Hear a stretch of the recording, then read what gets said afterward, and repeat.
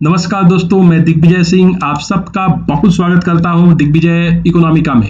कैसे हैं आप लोग और कैसे चल रही है आपकी जीत की तैयारी।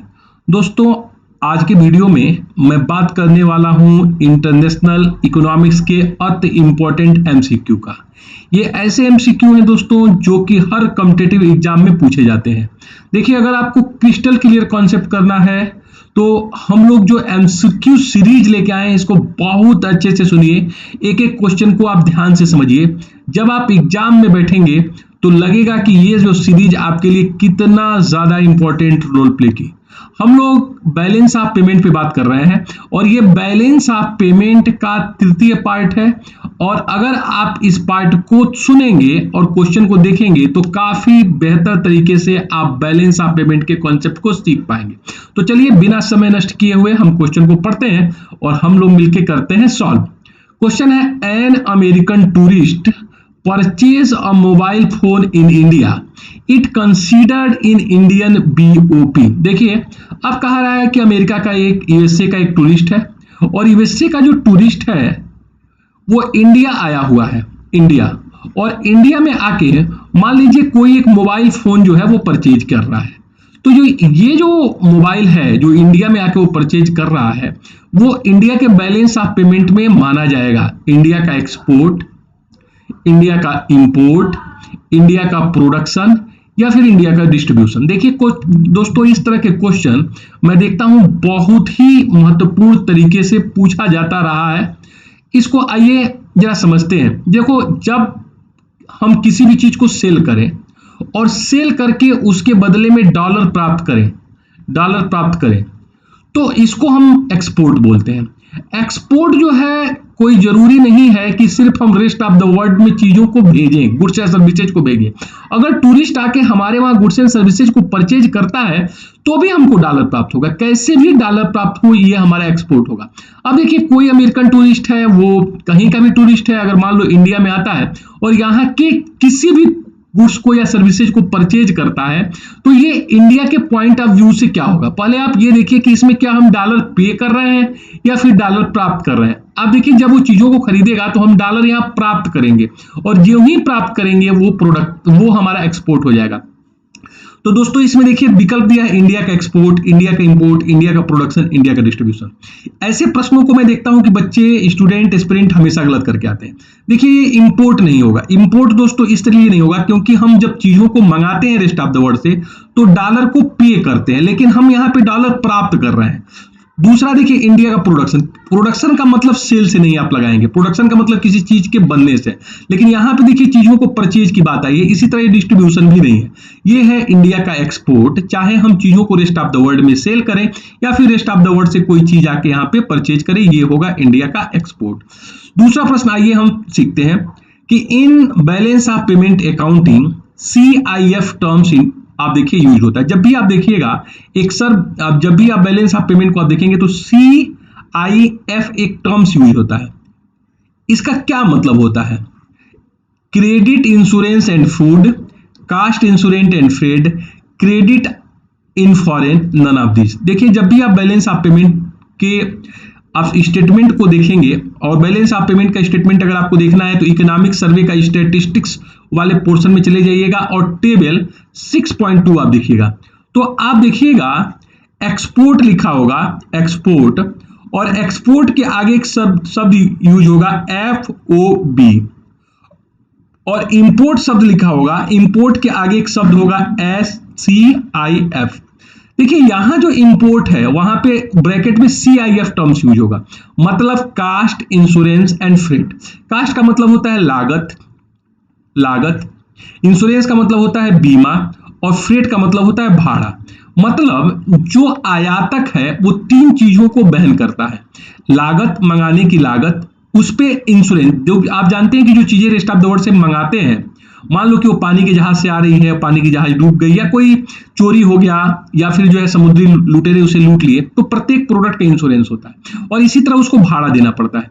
तो जो इंपोर्ट की कास्ट है, लागत है, जो उसका इंश्योरेंस है और जो फ्रेट है वो हमेशा इंपोर्टर के द्वारा पे किया जाएगा या फिर वहन किया जाएगा। इसका मतलब होता है कास्ट, इंश्योरेंस एंड फ्रेट। इसका मतलब है लागत, बीमा और भाड़ा। तो ये आप बिल्कुल क्लियर समझिए कि बैलेंस ऑफ पेमेंट स्टेटमेंट में जो CIF टर्म्स यूज होता है इंपोर्ट के आगे, उसका मतलब होता है लागत, बीमा और भाड़ा, और ये तीनों ही आयातक इंपोर्टर जो है वहन करता है। इसका मतलब यही होता है। फिर देखिए, in India BOP statement prepared by, Bharat में जो बैलेंस ऑफ पेमेंट स्टेटमेंट बनाया जाता है उसको कौन सी संस्था बनाती है? देखिए, ये प्रश्न बहुत इंपॉर्टेंट है, आपसे जरूर पूछा जा सकता है। Department of industry and commerce, reserve bank of India, CSO central statistical office, CSO, या फिर नन ऑफ दीज। क्या आप जानते हैं कि बैलेंस ऑफ पेमेंट का स्टेटमेंट भारत में कौन बनाता है? दोस्तों, भारत में बैलेंस ऑफ पेमेंट का statement reserve bank of India के द्वारा तैयार किया जाता है। वैसे आप देखिएगा रेस्ट ऑफ द वर्ल्ड में जब हम बैलेंस ऑफ पेमेंट को तैयार करते हैं तो अमूमन बैलेंस ऑफ पेमेंट को एक कैलेंडर ईयर में बनाया जाता है, क्योंकि रेस्ट ऑफ द वर्ल्ड के कैलेंडर ईयर एक होते हैं और ये 1 जनवरी से लेके 31 दिसंबर के बीच होता है, 31 दिसंबर के बीच होता है। तो लगभग रेस्ट ऑफ द वर्ल्ड में सिमिलरिटी बनी रहे, इसलिए हमेशा ही आप देखेंगे कि रेस्ट ऑफ द वर्ल्ड के लिए बैलेंस ऑफ पेमेंट का जो स्टेटमेंट बनाया जाता है वो कैलेंडर ईयर में। लेकिन भारत में आप देखिएगा जो RBI है वो आपके बैलेंस ऑफ पेमेंट के स्टेटमेंट को बनाता है, और वो जो है इसे एक फाइनेंशियल ईयर में बनाता है, मतलब 1 अप्रैल से लेके 31 मार्च के बीच में बनाता है। और भारत में जो है बैलेंस ऑफ पेमेंट जो है स्टेटमेंट बनाया जाता है रिजर्व बैंक ऑफ इंडिया। इस चीज को ध्यान में रखिएगा, ये प्रश्न पूछा जा सकता है। तो सही आंसर है दोस्तों रिजर्व बैंक ऑफ इंडिया। फिर देखिए question number 4, in BOP FOB terms used, what is the meaning of the terms FOB? देखिए, इसका A विकल्प है फ्री ऑन बोर्ड, दूसरा है free on country domestic boundary, foreign board free, और ये है नन ऑफ दीज। देखिए, मैंने आपको बहुत क्लियर कट बता दिया है कि 2 शब्द आप देखिएगा बैलेंस ऑफ पेमेंट में स्टेटमेंट में, एक्सपोर्ट जहां लिखा होगा वहां पे एक शब्द यूज होगा आपका FOB, और इसी तरह जहां पे इंपोर्ट आप पढ़ेंगे वहां पे एक शब्द लिखा होगा CIF। देखिए, एक्सपोर्ट का मतलब है free on board, free on board, और CIF का मतलब मैंने बता दिया कि कास्ट, इंश्योरेंस एंड फ्रेट। देखिए, फ्री ऑन बोर्ड का मतलब है कि बोर्ड तक फ्री, मतलब बोर्ड तक फ्री।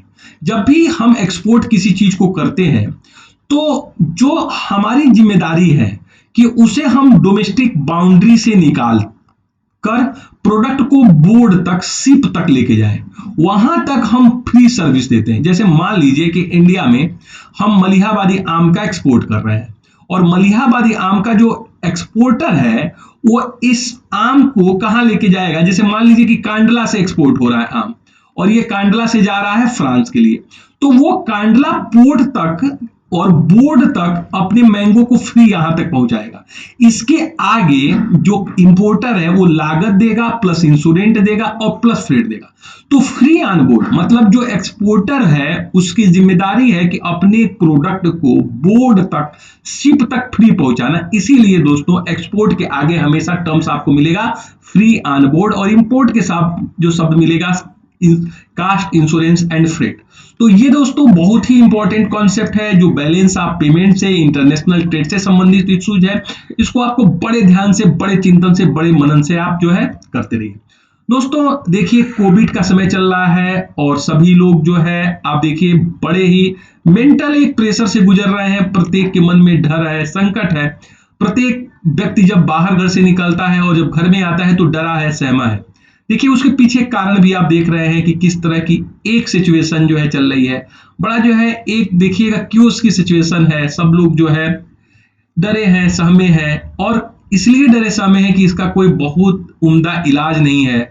और कुछ घटनाएं जो हैं जो हृदय को जरूर कहीं ना कहीं झकझोर के रख दे रही हैं। दोस्तों, हम आपसे विनम्र तरीके से निवेदन करेंगे कि आप लोग कोविड प्रोटोकॉल का पूर्णतः पालन करें। घर से बाहर बहुत जरूरी है तो निकलें। अपने हाथ को बार बार सैनिटाइज करते रहें। अगर आपका कोई काम है तो उसको मॉर्निंग में करें, नहाने के पहले, आने के बाद तुरंत नहाएं, अपने हाथ को सैनिटाइज कर सकें। घर से बाहर बहुत जरूरी हो तभी निकलें। अपना बहुत ध्यान रखिए, बहुत ख्याल रखिए। लेकिन अपना जो काम है जिसके लिए आप बने हैं उसको कुछ ना कुछ करते जरूर रहिए। अगर आप डर के बैठ जाएंगे, कुछ नहीं करेंगे, तो आपकी क्षमताएं घटती रहेगी। तो देखिए, हम मनुष्य हैं, कितनी भी बड़ी आपत्ति आ जाए, विपत्ति आ जाए, लेकिन हम अपना गुण जो है नहीं छोड़ेंगे। जिस चीज के लिए हम लगे हैं, उसमें प्रत्येक दिन कुछ ना कुछ ऐड करने का प्रयास जरूर करिए, जरूर करिए। भगवान हम लोगों के साथ है, वो हम लोगों को आशीर्वाद देगा, इस मुसीबत की घड़ी से बाहर निकालेगा। हम लोग फिर से हंसेंगे, खेलेंगे, कूदेंगे, बाहर निकलेंगे। तब तक अपना बहुत बहुत ख्याल रखिए। Thank you so much for watching Digvijay Economica. God bless you dear friends.